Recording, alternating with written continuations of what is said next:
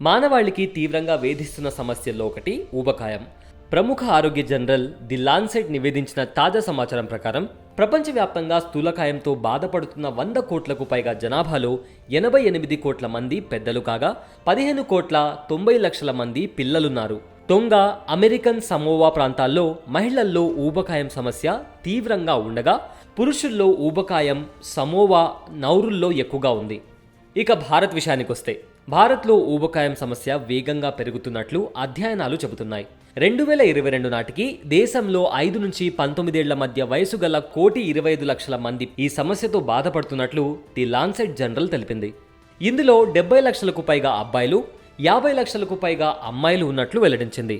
భారత్లో 1990లో 1.2% ఉన్న obesity rate 2022కు 9.8% చేరింది.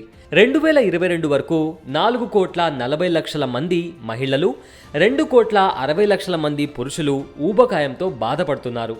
ఈ సందర్భంగా స్థూలకాయంతో పోరాడేందుకు కొత్త చర్యలు తీసుకోవాల్సిన అవసరం ఉందని అంతర్జాతీయ శాస్త్రవేత్తల బృందం సూచిస్తోంది.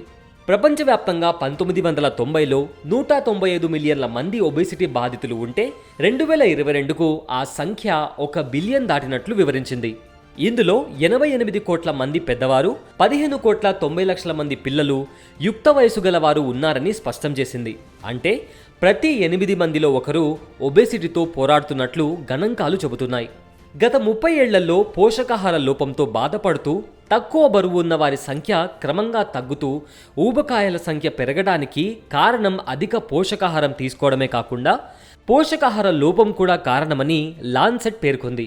ఊబకాయంపై ప్రపంచ దేశాలు ఇప్పుడే మేల్కొని చర్యలు తీసుకోవాలని, లేని పక్షంలో భవిష్యత్తులో తీవ్ర పరిణామాలు ఎదుర్కోవాల్సి వస్తుందని నిపుణులు హెచ్చరిస్తున్నారు.